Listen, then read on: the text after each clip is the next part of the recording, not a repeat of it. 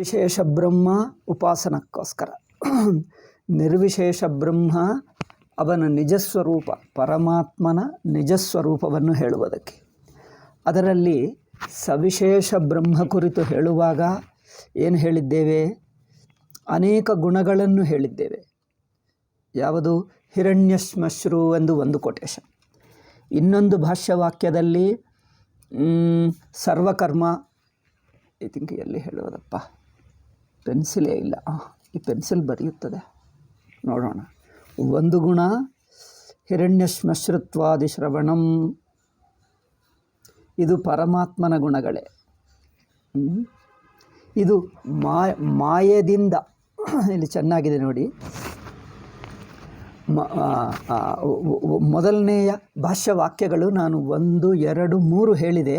4ನೇದು ಹೇಳಬೇಕು.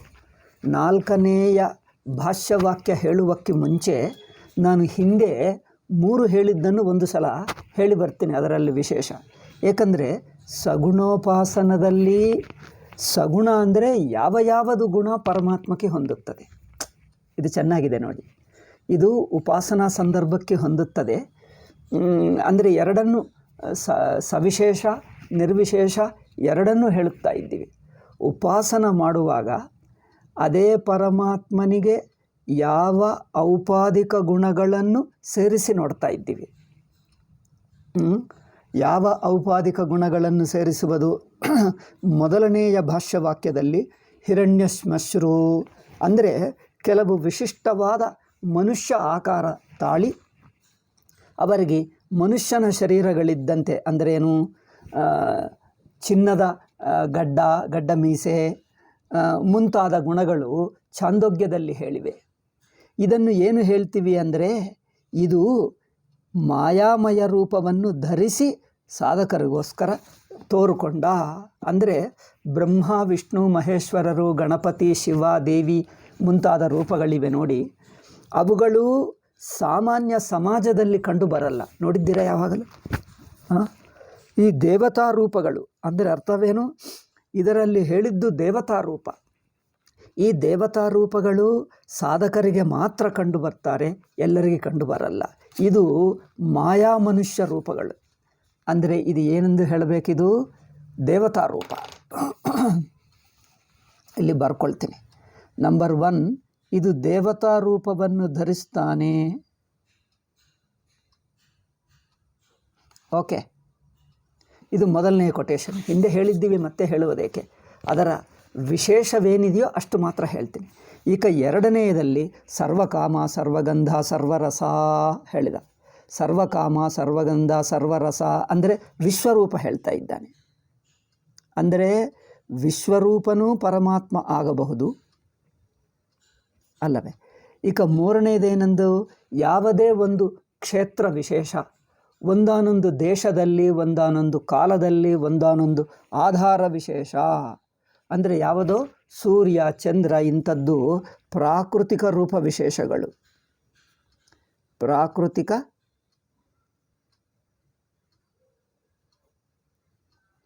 ಪ್ರಾಕೃತಿಕ ರೂಪ ವಿಶೇಷ ಅಂದ್ರೇನು? ಸೂರ್ಯ, ಆಕಾಶ ಹೇಳ್ತೀವಲ್ಲ, ಸೂರ್ಯನನ್ನಾಗಲಿ ಆಕಾಶ ಆಗಲಿ ವಾಯು ಆಗಲಿ ಮುಂತಾದ, ಅಗ್ನಿ ಆಗಲಿ ಮುಂತಾದ ಯಾವುದೇ ಒಂದು ಪ್ರಾಕೃತಿಕ ರೂಪದಲ್ಲಿಯೂ ಪರಮಾತ್ಮನನ್ನು ನೋಡಬಹುದು.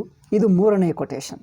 ಮೊದಲನೇದು ಹೇಳಿದ್ದಾರೆ ರಾಮಕೃಷ್ಣ ಅಲ್ಲ, ಶಿವ ವಿಷ್ಣು ದೇವಿ ಮುಂತಾದ ದೇವತಾ ರೂಪಗಳು ಭಕ್ತರಿಗೆ ವಿಶೇಷವಾಗಿ ಕೊಟ್ಟಿರುವ ದರ್ಶನಗಳು. ಅದು ಮೊದಲನೇದಾಯಿತು. ಎರಡನೆಯದು ವಿಶ್ವರೂಪ ಹೇಳಾಯಿತು 2ನೇಯ ಭಾಷ್ಯವಾಕ್ಯದಲ್ಲಿ. 3ನೇಯ ಭಾಷ್ಯವಾಕ್ಯದಲ್ಲಿ ಪ್ರಕೃತಿಯಲ್ಲಿರುವ ಅಂಶ ಅಂದ್ರೇನು? ಸೂರ್ಯ ಚಂದ್ರ ಇಂಥದ್ದು ನೋಡುವುದು. ಮತ್ತು ಈಗ 4ನೇದು ಇವತ್ತು ಹೇಳತಕ್ಕದ್ದು. ಇಷ್ಟುವರೆಗೂ ಹಿಂದೆ ಹೇಳಿದ್ದೇವೆ. ಇವತ್ತು ಹೇಳತಕ್ಕದ್ದೇನೆಂದರೆ ಯತ್ತೂಕ್ತಂ ಮನೋಮಯ ಪ್ರಾಣ ಶರೀರ, ಮನುಷ್ಯನ ಶರೀರವನ್ನೇ ದೇವತಾ ಆಗಿ ಹೇಳ್ತಾ ಇದ್ದಾನೆ. ಜೀವನ ಶರೀರ, ನಮ್ಮಂಥ ಜೀವರನ್ನು, ನಿಮ್ಮನ್ನು, ನಮ್ಮನ್ನು, ಸಾಮಾನ್ಯ ಮನುಷ್ಯರನ್ನೇ ದೇವತಾ ರೂಪವಾಗಿ ಹೇಳಿಬಿಡುವುದು. ಇದು ಚೆನ್ನಾಗಿದೆ ನೋಡಿ. ಅಂದರೆ ಜೀವರೂಪ, ಜೀವಲಿಂಗಂ, ಜೀವನ ರೂಪ ಗುಣಗಳನ್ನೇ ಹೇಳುವುದು.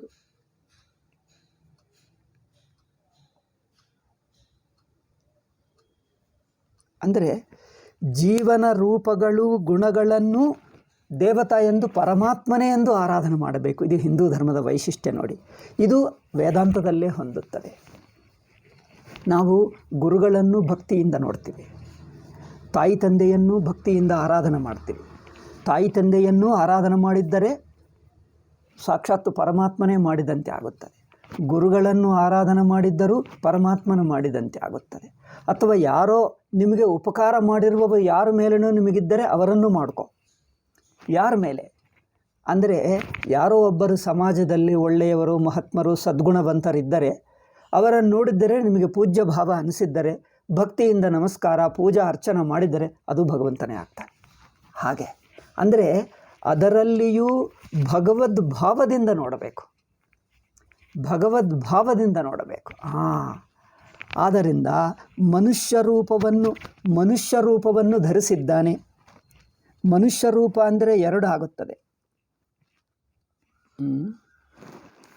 ಮನುಷ್ಯ ರೂಪ ಅಂದರೆ ಅವತಾರ ಆಗಬಹುದು. ಶ್ರೀರಾಮಕೃಷ್ಣ ಮನುಷ್ಯ ರೂಪ ಧರಿಸಿದ್ದಾರೆ, ಅವತಾರ ಆಗಬಹುದು, ಸಿದ್ಧಪುರುಷರೂ ಆಗಬಹುದು. ಸಿದ್ಧರು ಅಂದರೆ ಯಾರೋ ಉಪಾಸಕರು, ಭಕ್ತರು, ಸಿದ್ಧರು. ಅವತಾರ ಆಗಬಹುದು, ಇವರೆಲ್ಲರೂ ಮನುಷ್ಯ ರೂಪ, ಜೀವರೂಪದಲ್ಲಿ ಬಂದಿದ್ದರಲ್ಲ. ಅವತಾರರು ಮನುಷ್ಯ ರೂಪದಲ್ಲಿ ಬಂದಿದ್ದಾರೆ, ಸಿದ್ಧಪುರುಷರು ಮನುಷ್ಯರೇ ಇದ್ದಾರೆ. ಸಾಮಾನ್ಯ ಮನುಷ್ಯ, ನಿಮ್ಮಂಥ ನಮ್ಮಂಥ ಸಾಮಾನ್ಯ ಮನುಷ್ಯರನ್ನು ತಾಯಿ ತಂದೆ ಯಾರನ್ನಾದರೂ ಭಗವಂತನಾಗಿ ಭಾವವನ್ನು ಮಾಡಬಹುದು.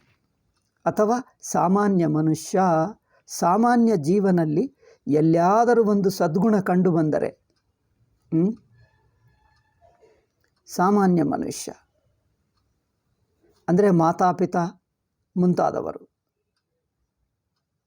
ಇವರನ್ನು ಪರಮಾತ್ಮನೇ ಎಂದು ನೋಡಬಹುದು. ಅದಕ್ಕೆ ಅಡ್ಡಿ ಇಲ್ಲ.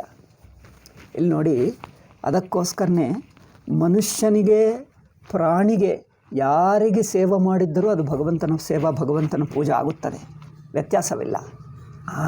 ಇದು ನಮ್ಮ ಶಾಸ್ತ್ರ ಹೇಳುವುದು. ಯಾವ ಸಾಮಾನ್ಯ ಮನುಷ್ಯನನ್ನು ಭಕ್ತಿಭಾವದಿಂದ ಸೇವೆ ಮಾಡು, ಅದು ಭಗವಂತನ ಪೂಜೆ ಆಗುತ್ತದೆ. ಅದಕ್ಕೋಸ್ಕರ ನಮ್ಮ ಮಹನೀಯರು ಮನುಷ್ಯನಿಗೆ ಸೇವೆ ಮಾಡಪ್ಪ, ನಿಮ್ಮ ಭಕ್ತಿಭಾವ ಇಟ್ಕೋ, ಭಗವಂತನಿಗೆ ಮಾಡ್ತಾ ಇದ್ದೀನಿ ಎಂದು ಭಾವ ಇಟ್ಕೋ, ಯಾರಿಗೆ ಮಾಡಿದ್ದರೂ ಅದು ಭಗವಂತನ ಪೂಜನೆ ಆಗಿಬಿಡ್ತಾರೆ. ಇದು ಈ 4ನೆಯ ವಾಕ್ಯದಲ್ಲಿ ಯಥೋಕ್ತಂ ಮನೋಮಯ ಪ್ರಾಣ ಶರೀರ ಅಂದರೆ ಮನುಷ್ಯನ ಇಂದ್ರಿಯಗಳು, ಮನುಷ್ಯನ ಯೋಚನೆಗಳು, ಅಂದರೆ ನಮ್ಮಂಥ ನಿಮ್ಮಂಥ ಸಾಮಾನ್ಯ ಜನರ ನಮ್ಮ ಯೋಚನೆಗಳು, ನಮ್ಮ ಮಾತುಗಳು, ನಮ್ಮ ಕೆಲಸಗಳು, ಇವುಗಳು ಜೀವನದ ಅಲ್ಲವಾ. ಅದ್ವೈತಿಗಳನ್ನು ಬಿಟ್ಟರೆ ಲೌಕಿಕ ಅಲ್ಲ, ಇತರ ದರ್ಶನಗಳು ನೋಡಿ. ಇಸ್ಲಾಂ ಕ್ರಿಸ್ತು ಮತ ಏನು ಹೇಳುತ್ತದೆ ನೋಡಿ, ನಮ್ಮ ಉಪಾಸಕ ಸಂಪ್ರದಾಯಗಳಾದ ದ್ವೈತ ವಿಶಿಷ್ಟಾದ್ವೈತಗಳನ್ನು ನೋಡಿ, ಕೊನೆಗೆ ಅದ್ವೈತಿಗಳು, ಈ 3 ಹಂತಗಳಲ್ಲಿ ನೋಡೋಣ. ಅವರು ಇಸ್ಲಾಂ ಕ್ರಿಸ್ತು ಮತದವರು ಏನು ಹೇಳ್ತಾರೆ, ನಾವು ಮನುಷ್ಯರನ್ನು ಪೂಜಿಸಲ್ಲ. ಏನು ಹೇಳ್ತಾರೆ, ನಾವು ಮನುಷ್ಯರನ್ನು ಪೂಜಿಸುವುದೇ ಅಲ್ಲ, ಇವರೆಲ್ಲ ಮನುಷ್ಯರು, ಇವರ ದೇವರು ಹೇಗಾಗ್ತಾರೆ, ದೇವರು ಬೇರೆ ಸ್ವರ್ಗದಲ್ಲಿರುತ್ತಾರೆ, ಅದರಿಂದ ನಾವು ಮನುಷ್ಯರನ್ನು ಪೂಜಿಸಲ್ಲ, ಹೀಗೆ ಮಾತಾಡ್ತಾರೆ. ಅಲ್ಲಿ ನೋಡಿ, ಅಂದ್ರೇನು, ಮನುಷ್ಯ ಬೇರೆ, ಮನುಷ್ಯರ ಗುಣಗಳು. ಮನುಷ್ಯನಲ್ಲಿಯೂ ಒಂದು ಸದ್ಬುದ್ಧಿ ಇರುತ್ತದೆ, ನಿಸ್ವಾರ್ಥ ಬುದ್ಧಿ ಇರುತ್ತದೆ, ಪ್ರೀತಿಯಿಂದ ಇರುತ್ತದೆ, ಒಳ್ಳೆಯ ಉಪಕಾರ. ಯಾರೋ ಒಬ್ಬರು ನಿಮಗೆ ಉಪಕಾರ ಮಾಡಿದ, ಅವರಲ್ಲಿ ಅವರು ಮಾಡಿರುವ ಉಪಕಾರದಲ್ಲಿ ಒಂದು ಭಗವಂತನ ಭಾವ ನೋಡಬಹುದೇ ಅಲ್ಲವೇ? ಅದು ಭಗವದ್ ಭಾವದಿಂದ ಮಾಡಬಹುದು, ತಪ್ಪಿಲ್ಲ. ನಮ್ಮ ಪ್ರಾಣ ಇದೆ ನೋಡಿ, ಪ್ರಾಣ ನಾವು ಸೃಷ್ಟಿ ಮಾಡಿಕೊಂಡಿದ್ದೀವ? ಮಾಡಲಿಲ್ಲ. ಪಂಚಭೂತಗಳು ನಾವು ಮಾಡಲಿಲ್ಲ. ನಮ್ಮ ದೇಹ, ಮನುಷ್ಯರ ದೇಹ ನಾವು ಮಾಡಿದ್ದಲ್ಲ, ಅದು ಈಶ್ವರನು ಮಾಡಿದ್ದೆ. ಆದ್ದರಿಂದ ಮನುಷ್ಯರಲ್ಲಿರುವ ಇಂದ್ರಿಯಗಳು, ಮನಸ್ಸು, ನಮ್ಮ ಕೆಲಸಗಳು, ನಮ್ಮ ಯೋಚನೆಗಳು, ಇದೆಲ್ಲವೂ ಭಗವಂತನೇ. ಅದು ಇಲ್ಲಿ ಹೇಳ್ತಾ ಇದ್ದಾರೆ. ಮನೋಮಯ ಪ್ರಾಣ ಶರೀರ, ಪರಮಾತ್ಮ ಮನಸ್ಸು ಉಳ್ಳವನು, ಪ್ರಾಣವುಳ್ಳವನು. ಮನೋಮಯ ಪ್ರಾಣ ಶರೀರ, ಪ್ರಾಣವೆಂಬುದು ಅವರ ಶರೀರ ಆಗುತ್ತದೆ, ಮನಸ್ಸೆಂಬುದು ಅವನೇ ಆಗುತ್ತಾನೆ. ಅಂದರೆ ಇಲ್ಲಿ ಹೇಳಿದ್ದು ಹಾಗೆ. ಆದರೆ ನಾವು ನಮ್ಮ ಸಾಮಾಜಿಕ ಜೀವನದಲ್ಲಿ ನೋಡಿಕೊಂಡರೆ ಯಾರಲ್ಲಿ ಒಂದು ಸದ್ಗುಣ, ಏನೋ ಒಂದು ಪೂಜ್ಯ ಭಾವ, ಏನೋ ಒಂದು ಅಧಿಕಾರ, ವಿದ್ಯಾ ಬುದ್ಧಿ, ಏನೋ ಸ್ವಲ್ಪ ನಮಗಿಂತ ಹೆಚ್ಚಿನ ಗುಣ ಕಂಡು ಬಂದರೆ ಅದನ್ನು ಭಗವದ್ಭಾವದಿಂದ ಮಾಡಬಹುದು. ಇದು ಇಸ್ಲಾಂ ಕ್ರಿಸ್ತ ಮತದಲ್ಲಿ ಒಪ್ಪಲ್ಲ. ಇವರೆಲ್ಲರೂ ಮನುಷ್ಯರೇ. ಎಷ್ಟು ಸಜ್ಜನರಾಗಲಿ, ಎಷ್ಟು ಸದ್ಗುಣವಿರಲಿ, ಅವರನ್ನು ಮನುಷ್ಯರಾಗಿ ನೋಡಬೇಕು, ಅವರಿಗೆ ನಮಸ್ಕಾರ ಮಾಡಬಾರದು ಹಾಗೆ ಹೇಳ್ತಾರೆ. ನೋಡಿದ್ದೀರಾ? ಅವ್ರು ನಮಸ್ಕಾರ ಮಾಡಲೇಬಾರದು. ಅವರು ನಮಸ್ಕಾರ ಮಾಡುವುದನ್ನು ಭಗವಂತನಿಗೆ, ಅವರ ದೇವರಿಗೆ, ಅಲ್ಲಾಹಕ್ಕೆ ಇನ್ಸಲ್ಟ್ ಎಂದು ಭಾವಿಸ್ತಾರೆ. ಮನುಷ್ಯರನ್ನು ಕಡೆಗಣಿಸೇ ಮಾತಾಡಬೇಕು, ಕಡೆಗಣಿಸೇ ನೋಡಬೇಕು. ಅಂದರೆ ದೇವರಲ್ಲಿ ಮೇಲನೇ ಇರುತ್ತಾನೆ, ಸ್ವರ್ಗದಲ್ಲಿ ಮನುಷ್ಯರಲ್ಲಿರುವುದಿಲ್ಲ.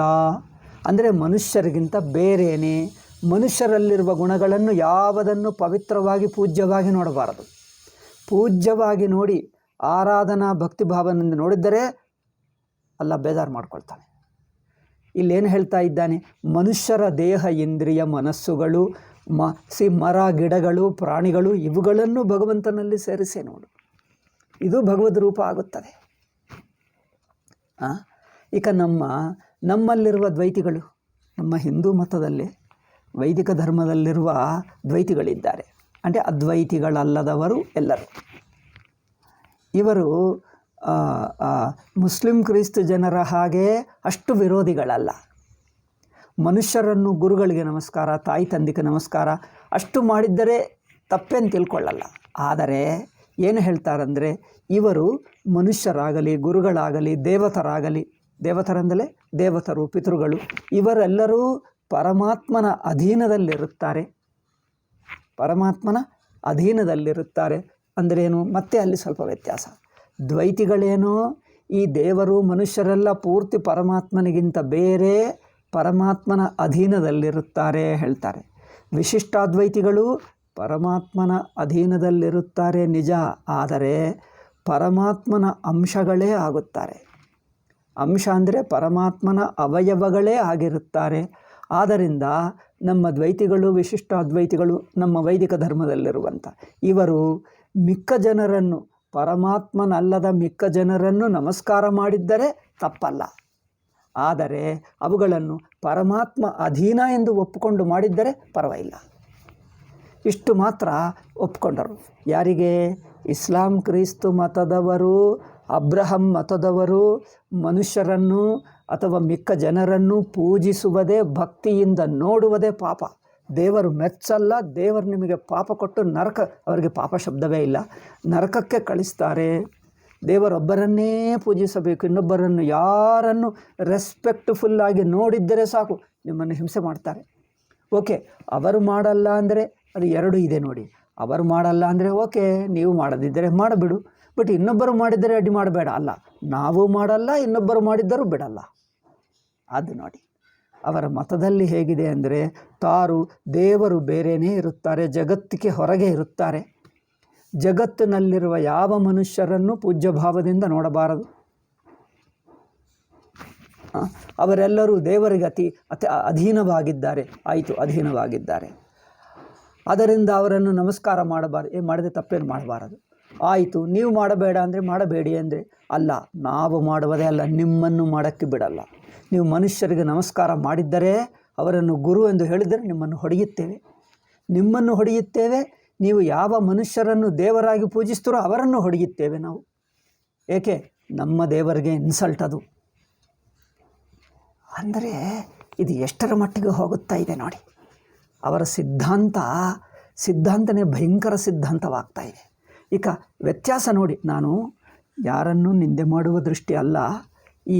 ಈ ಮತದಲ್ಲಿರುವಂಥ ಅವರ ತಿಳುವಳಿಕೆಗಳು, ಅವರ ಸಿದ್ಧಾಂತವೇನು ಎನ್ನುವುದು ವ್ಯತ್ಯಾಸ ಏನಿದೆ ಎಂದು ಹೋಲಿಸಿ ಹೇಳ್ತಾ ಇದ್ದೀನಿ.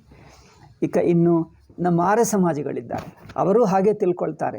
ದೇವರು ಮೇಲೆ ಇದ್ದಾರೆ, ದೇವರು ಸರ್ವವ್ಯಾಪಕರಾಗಿರುತ್ತಾರೆ, ಅವರು ಸಗುಣ ಸಾಕಾರ ಆಗಲ್ಲ, ಅವರಿಗೆ ಸಾಕಾರ ಆಗಲ್ಲ. ಆದರೂ ಗುರುಭಕ್ತಿ, ಗುರುಗಳಿಗೆ ನಮಸ್ಕಾರ, ದೊಡ್ಡವರಿಗೆ ನಮಸ್ಕಾರ, ತಾಯಿ ತಂದೆಗೆ ನಮಸ್ಕಾರ ಮಾಡಬಹುದು ಹೇಳ್ತಾರೆ. ದೇವರಲ್ಲ, ಆದರೂ ಮಾಡಬಹುದು. ಏಕೆಂದರೆ ದೇವರ ಅನುಗ್ರಹದಿಂದ ಇರುವಂಥ ಸಜ್ಜನರು. ದೇವರ ಅನುಗ್ರಹಕ್ಕೆ ಪಾತ್ರರಾಗಿರುವರಾದ್ದರಿಂದ ತಾಯಿ ತಂದೆಗಾಗಲಿ ಯಾರೋ ದೊಡ್ಡವರು ಪೂಜ್ಯರು ಸಾಧುಗಳು ಅಂಥವರಿದ್ದರೆ ಅವರಿಗೆ ನಮಸ್ಕಾರ ಮಾಡಬಹುದು, ಆದರೆ ಅವರು ದೇವರಲ್ಲ.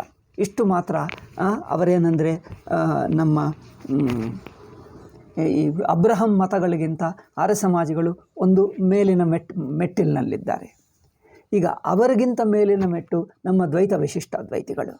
ಅಂದರೆ ಇವರೇನು ಹೇಳ್ತಾರೆ, ಇವರು ಮಿಕ್ಕ ದೇವರು ಪಿತೃಗಳು ಏನು ಹೇಳ್ತೀವಿ, ಗಂಧರ್ವ ಕಿನ್ನರ ಕಿಂಪುರುಷ ಇಂದ್ರಾದಿ ದೇವರೆಲ್ಲ ಇವರೆಲ್ಲರಾಗಲಿ ಅಥವಾ ಮನುಷ್ಯರಲ್ಲಿರುವ ಸಜ್ಜನರು ಮಹಾತ್ಮರಾಗಲಿ ಇವರೆಲ್ಲರೂ ಪರಮಾತ್ಮನ ಅಧೀನದಲ್ಲಿದ್ದಾರೆ. ಆದ್ದರಿಂದ ಇವರನ್ನು ನಮಸ್ಕಾರ ಮಾಡಿದ್ದರೆ ಪರಮಾತ್ಮನು ಮಾಡಿದಂತೆ ಆಗುತ್ತದೆ. ಆದರೆ ಇವರು ಪರಮಾತ್ಮನ ಅಧೀನದಲ್ಲಿರುವುದರಿಂದ ಪರಮಾತ್ಮ ಅನುಗ್ರಹಕ್ಕೆ ಪಾತ್ರರು ಎಂದಿಟ್ಟುಕೊಂಡು ಮಾಡಬೇಕು. ಅಷ್ಟು ಮಾತ್ರ ಮನಸ್ಸಿನಲ್ಲಿ ನೆನಪಿಟ್ಕೊಳ್ಳಬೇಕು. ಪರಮಾತ್ಮನ ಅನುಗ್ರಹವನ್ನು, ಪರಮಾತ್ಮನ ಶಕ್ತಿಯನ್ನು ಸ್ವಲ್ಪ ಶಕ್ತಿ ಉಳ್ಳವರಾಗಿದ್ದಾರೆ. ಪರಮಾತ್ಮನಿಗೆ ಹೆಚ್ಚಿನ ಶಕ್ತಿ ಇದ್ದರೆ, ಏಕೆಂದರೆ ನಮ್ಮ ಆಫೀಸರ್ಸ್ ಹೇಳ್ತೀವಿ ನೋಡಿ, ನಾವು ಮೇಲಿನಿಂದ ಮಂತ್ರಿ ಇರುತ್ತಾನೆ, ಮಂತ್ರಿ ಕೆಳಗೆ ಸೆಕ್ರೆಟರಿ ಇರುತ್ತಾನೆ, ಅವರ ಕೆಳಗೆ ಇನ್ನೊಬ್ಬ ಆಫೀಸರ್, ಅವರ ಕೆಳಗೆ ಇನ್ನೊಬ್ಬರ ಆಫೀಸರ್, ಅವರ ಕೆಳಗೆ ನಮ್ಮ ತಹಸೀಲ್ದಾರ್, ಅವರ ಕೆಳಗೆ ಇನ್ನೊಬ್ಬ. ಅಂದರೆ ಅವರ ಅಧಿಕಾರ ಅದು ಮೇಲಿನ ಮಂತ್ರಿಯವರ ತಮ್ಮ ಅಧಿಕಾರವನ್ನು ಕೆಳಗಿನ ಆಫೀಸರ್ಸ್ಗೆ ಸ್ವಲ್ಪ ಸ್ವಲ್ಪ ಕೊಟ್ಟಿಡುತ್ತಾನೆ. ಹಾಗೆ ದೇವರು ತನ್ನ ಶಕ್ತಿಯನ್ನು ಯಾರಿಗೆ, ಬ್ರಹ್ಮದೇವನಿಗೆ ಸ್ವಲ್ಪ ಕೊಟ್ಟ, ಇಂದ್ರನಿಗೆ ಕೊಟ್ಟ, ಪಿತೃಗಳಿಗೆ ಕೊಟ್ಟ, ಮನುಷ್ಯರಲ್ಲಿ ಕೆಲವರು ಸಜ್ಜನರು ಧರ್ಮಾತ್ಮರಿಗೆ ಕೊಟ್ಟ, ನಿಮ್ಮ ತಾಯಿ ತಂದೆಗೆ ಕೊಟ್ಟ ಸ್ವಲ್ಪ ಅಂಶ. ಪರಮಾತ್ಮ ತನ್ನ ಶಕ್ತಿಯನ್ನು ಸ್ವಲ್ಪ ಸ್ವಲ್ಪ ಇವರಿಗೆ ಕೊಟ್ಟ. ಅದರಿಂದ ಇವರಿಗೆ ನಮಸ್ಕಾರ ಮಾಡಿದ್ದರೆ ಪರಮಾತ್ಮನ ಒಂದು ಅಲ್ಪಶಕ್ತಿಯನ್ನು ನಮಸ್ಕಾರ ಮಾಡಿದಂತೆ ಆಗುತ್ತದೆ.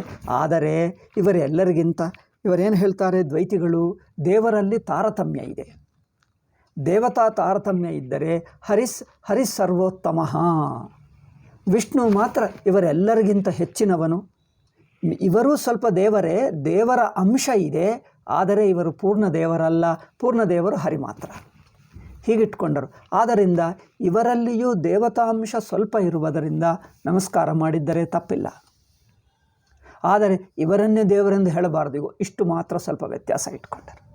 ವಿಶಿಷ್ಟಾದ್ವೈತಿಗಳು ಹಾಗೆ ಒಂಚೂರು ಸ್ವಲ್ಪ ಭೇದ ಇಟ್ಕೊಂಡರು. ಇವರು ಪರಮಾತ್ಮ ಅಧೀನವಾಗಿದ್ದುಕೊಂಡು ಪರಮಾತ್ಮನ ಶಕ್ತಿಯನ್ನು ತಗೊಂಡರು, ಅಂದರೆ ತನ್ನಲ್ಲಿ ಒಳಗೊಂಡರು. ಇಷ್ಟು ಹೇಳುವುದಲ್ಲದೆ ಅವರು ಪರಮಾತ್ಮನ ಅಂಶಗಳಾಗಿದ್ದಾರೆ ಎಂದು ಒಪ್ಪಿಕೊಂಡರು. ಸ್ವಲ್ಪ ವ್ಯತ್ಯಾಸ ದ್ವೈತಿಗಳಿಗೆ ವಿಶಿಷ್ಟಾದ್ವೈತಿಗಳು. ಆದರೆ ಅದ್ವೈತಿಗಳು ಏನು ಹೇಳ್ತಾರೆ, ಈಗ 3ನೇ ಹಂತ ಬಂದಿದ್ದೇವೆ. ಮೊದಲನೇ ಹಂತ 4ನೇ ಹಂತಕ್ಕೆ ಬಂದಿದ್ದೇವೆ. ಮೊದಲನೆಯದು ಬೈಬಲ್ ಕುರಾನ್ದು ಮತ, 2ನೇದು ಆರ್ಯ ಸಮಾಜ ಮತ, 3ನೇದು ನಮ್ಮ ಉಪಾಸಕರ ಮತ, ದ್ವೈತ ವಿಶಿಷ್ಟಾದ್ವೈತ ಮುಂತಾದವುಗಳು, ನಿಂಬಾರ್ಕ ವಲ್ಲಭ ಮುಂತಾದ ಮತಗಳು, ಚೈತನ್ಯ ಮುಂತಾದ ಇವರೆಲ್ಲರೂ ಉಪಾಸಕ ಮತಗಳು. ಈಗ 4ನೇ ಹಂತ ಅದ್ವೈತಿಗಳು. ಅದ್ವೈತಿಗಳಲ್ಲಿ ಏನು ಹೇಳಿದ್ದಾರೆ, ಯಾವ ರೂಪವಾದರೂ ಪರಮಾತ್ಮನೇ ಎಂದು ಭಾವಿಸಬಹುದು. ಇದು ನೋಡಿ, ಅಂದರೆ ಇದರಲ್ಲಿ ಪರಮಾತ್ಮನ ಅಂಶ ಇದೆ ನೋಡಬಹುದು, ಅಥವಾ ಈ ಅಂಶ ಸೇರಿಸಿಕೊಂಡು ಪೂರ್ತಿ ಪರಮಾತ್ಮನೂ ಆಗಿದ್ದಾನೆ ಎಂದು ಹೇಳಬಹುದು. ಎರಡೂ ಆಗಬಹುದು. ಆದ್ದರಿಂದ ಯತ್ತೋಕ್ತಂ ಮನೋಮಯ ಪ್ರಾಣ ಶರೀರ, ಅಂದರೆ ನಾವು ಜೀವನಲ್ಲಿರುವ ಗುಣಗಳನ್ನು ಇದು ಪರಮಾತ್ಮನೇ ಈ ರೂಪವಾಗಿ ಬಂದಿದ್ದಾನೆ ಎಂದು ಭಾವನದಿಂದ ಪೂಜೆ ಮಾಡಬಹುದು, ಆರಾಧಿಸಬಹುದು, ನಮಸ್ಕಾರ ಮಾಡಬಹುದು. ಗುರುಗಳನ್ನು, ಸಿದ್ಧಪುರುಷರನ್ನು, ತಾಯಿ ತಂದೆಯನ್ನು, ಅಥವಾ ಯಾರೋ ಸಜ್ಜನರು, ಧರ್ಮಾತ್ಮರು, ಪೂಜ್ಯರು ನಿಮಗೆ ಅನಿಸಿರುವವರು, ಅವರನ್ನು ಪೂಜಿಸಬಹುದು, ಆರಾಧಿಸಬಹುದು, ಪರಮಾತ್ಮ ಎಂದು ಭಾವನದಿಂದ ಮಾಡಬಹುದು. ಸೊ ಅದ್ವೈತಿಗಳಿಗೆ ಅಡ್ಡಿ ಇಲ್ಲ. ಅದ್ವೈತಿಗಳು ಪರಮಾತ್ಮ ಸರ್ವವ್ಯಾಪಕನಾಗುವುದರಿಂದ, ಅದ್ವಿತೀಯನಾಗುವುದರಿಂದ ಜಗತ್ತುಗೂ ಅತೀತನಾಗಿದ್ದಾನೆ, ಜಗತ್ತು ಆಗಿಯೂ ಇದ್ದಾನೆ. ಇದು 4ನೇ ಹಂತ. ಅದನ್ನು ಇಲ್ಲಿ ಈ ವಾಕ್ಯದಲ್ಲಿ ಹೇಳ್ತಾ ಇದ್ದಾರೆ. ಭಾಷ್ಯವಾಕ್ಯ ನೋಡೋಣ. ಯತ್ತೋಕ್ತಂ ಮನೋಮಯ ಪ್ರಾಣ ಶರೀರ ಇತಿ ಜೀವಲಿಂಗಂ. ಇಲ್ಲಿ ಮನೋಮಯ ಪ್ರಾಣ ಶರೀರ ಎಂದು ಪರಮಾತ್ಮನನ್ನು ಆರಾಧಿಸಬೇಕು. ಅಂದರೆ ಇದು ಜೀವನ ಲಕ್ಷಣ ಅಲ್ಲವೇ?